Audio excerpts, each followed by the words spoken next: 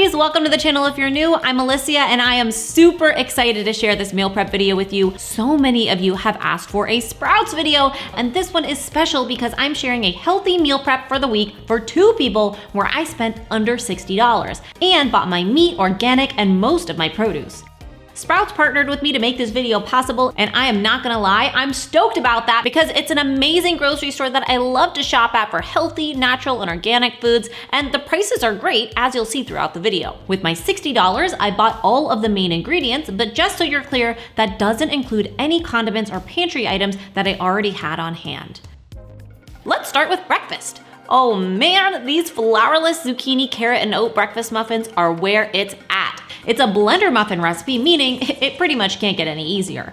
Into a food processor or blender go some spotty bananas, which are much sweeter. I had one on hand from last week, some applesauce, rolled oats. Now, if you don't know, Sprouts has an amazing bulk section. It's one of the things I love most. Buying in bulk means you can get what you need and only pay for that, so you're saving money and not wasting food. I got the rolled oats there for only 79 cents per pound. For the amount I needed, it was only 53 cents.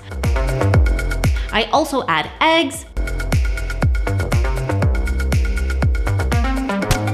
honey, and Sprouts has a great sustainably sourced honey that I love, creamy peanut butter, which is generally more affordable, but you could also totally use almond or any nut butter you prefer, vanilla extract, cinnamon, baking powder, baking soda, salt, and milk of choice. I went with almond to keep them dairy-free. Blend it up! Then I remove the blade, or you could transfer to another bowl if needed, and just mix in some grated carrots, zucchini, and walnuts for texture, and of course, a boost of nutrition too.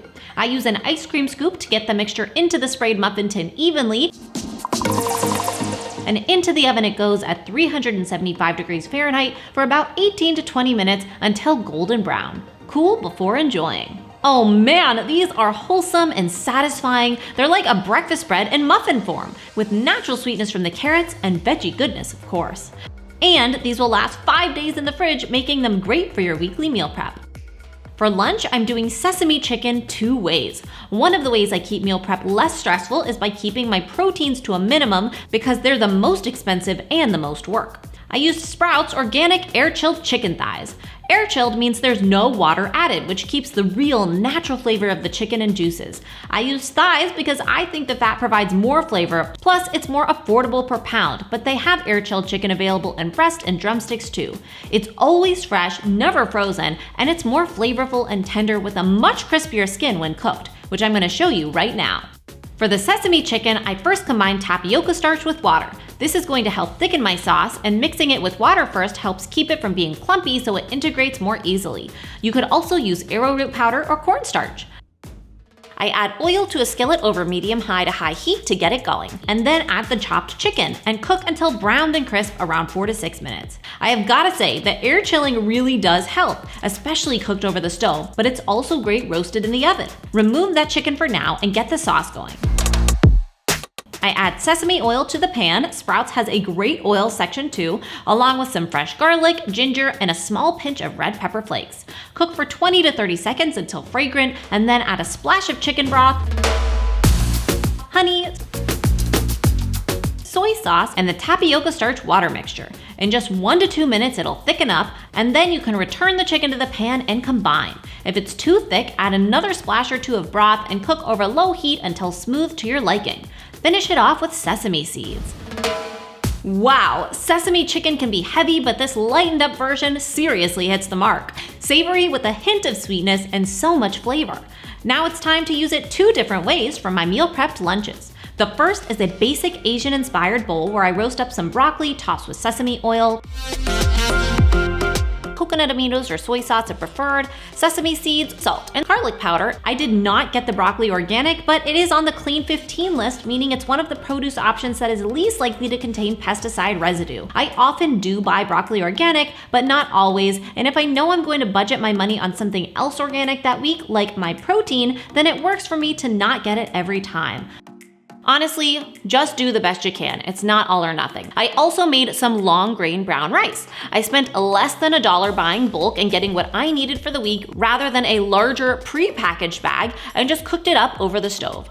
Those, paired with my chicken, are a simple but oh so flavorful meal. I love to heat the whole bowl up at lunch, but it works cold if needed. My second lunch is a sesame chicken salad. The chicken is already done, woohoo! So it's just assembling the salad. I've got baby kale, which will hold up a little better for meal prep than lettuce, and since it's baby, it's much more mild and easy to eat for someone who does not love kale like me, and I store that separately from the other components. I've also got some cherry tomatoes. Try to find smaller whole ones if you can. Typically organic are smaller anyway, and they are on the dirty dozen list, so I try to buy them organic regardless. But my point was, if you don't have to cut them, then they'll last longer for meal prep. I also have some chopped red onion and mandarins. Sprouts has mandarins in a can that are stored in pear juice without added sugar. They're affordable and they'll last the week. I just strain them of the juice and add them to the mix. Plus, it's easier than peeling them. I also add some slivered almonds to the salad so they don't get soggy with the other mixture. You can get those in the bulk section to keep it affordable and only buy what you need too. Next, can't forget the chicken, of course. It's great in the salad, which wouldn't be complete without a dressing. I made an Asian-inspired vinaigrette. It's just rice vinegar, olive oil, creamy peanut butter, soy sauce, sesame oil, honey, minced garlic. I can store that in a separate little container. I linked everything I used below the video if you are curious, and my salad is ready to store. That dressing is so tasty, and the salad has great textures. It's so nice to have a cold meal where I don't have to worry about heating anything up when out and about. I do wait to add avocado until the day of, but it is a must for this salad. A perfect pairing. Plus, avocados were 2 for $1 at Sprouts. Talk about a win. Okay, on to dinner. I've got 2 easy dinners. The first is a vegetarian chipotle chili that I am making in the slow cooker. I try to not eat animal protein a few times a week at dinner, and this chili is a great way to do that without sacrificing flavor, nutrients, or feeling satisfied.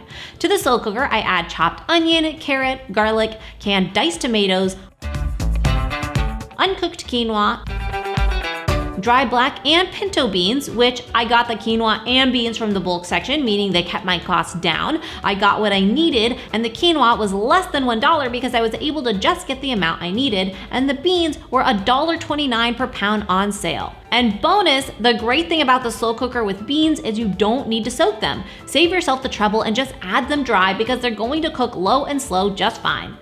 I also add green bell pepper, some adobo chili peppers, chili powder, cumin, and Sprouts also has a bulk spice section where you can get those spices you need in your desired amounts, which is awesome because spices are pricey. So I'll do this especially if it's a spice I don't use often. And lastly, I add salt and pep and water. This recipe has to cook the beans and quinoa, so we need a good amount of water, or you can sub some of that water with broth. And in classic slow cooker style, just let it go, 4 to 6 hours on high or 8 to 10 hours on low until the beans are tender. Holy chipotle! It's so flavorful, and I think that's from using the canned chipotle chilies instead of the ground spice. It's got a bit of heat, but it's not overwhelming. This doesn't have any animal protein, so it's technically vegan, but remember, quinoa is a complete protein, and beans are filled with protein and fiber too, so this is still super nutritious and of course loaded with veggies. I like to top it off with cilantro or green onion, a little yogurt or sour cream, or even avocado. That meal is done and ready to go for the week. The second dinner is a prep now, cook later kind of meal, but it could not be easier. I'm making sausage and veggie foil packets. I actually store this in the foil for the week and it goes directly into the oven, making for, yeah, the easiest dinner ever. I start with sausage, which I got from Sprouts. It's a sweet Italian chicken sausage that is organic and was on sale this week. Nice! Sprouts is seriously always having some kind of great sale. I just chop that up from my packets. To a bowl, I add Brussels sprouts and butternut squash. Both of these are organic, and yes, I could have saved $1 by cutting the squash myself, but nope, that's not fun. You know what happens when I buy a whole butternut squash? It never gets used, so cubes is worth it for me. And I've got a ton of garlic cloves because they're just so good. I simply smash them with a knife to get more flavor out of them. I season it all with oil, salt, pepper, and toss to combine. Then into the foil it goes. I divide the mixture into 4 and add a sprig of fresh thyme to each. Then just close up the pocket. I like to double fold the top and leave some air so the heat can circulate. You really don't want to let that heat escape. This can store in the fridge for up to 4 to 5 days, and then just roast it when you're ready. Into the oven it goes at 425 degrees Fahrenheit for 25 to 30 minutes until tender and dinner is served. Before anyone hates on me for foil, well, let's just be real, I'm sure it's too late and that the hate has already begun. But anyway, you don't have to use it. You can totally just store this in a container and dump it on a sheet pan, totally fine. I like the foil packet for the ease, convenience, especially for meal prep, and the flavor it imparts by trapping the heat in the pocket when cooking. The last bit of my meal prep is just snacks. I got a bag of Fuji organic apples for less than $3. Apples are another one on the dirty dozen, so I opted for organic, as well as some of these adorable and tasty rice cakes by Sprouts. I love spreading some almond or peanut butter on them for a snack. And for anyone interested, I have linked the Clean 15 and Dirty Dozen lists in the description if you want more info on those. And that's my meal prep for the week, shopping at Sprouts for under $60. Sprouts really does make healthy eating affordable, and if you're trying to eat better, they are just such a great option because they have so many things I've never seen anywhere else. Thanks to Sprouts for making this video possible. If you want more Sprouts and more meal prep videos, let me know in the comments below. I'll see you next week for a new episode, and remember, it's all a matter of mind over munch.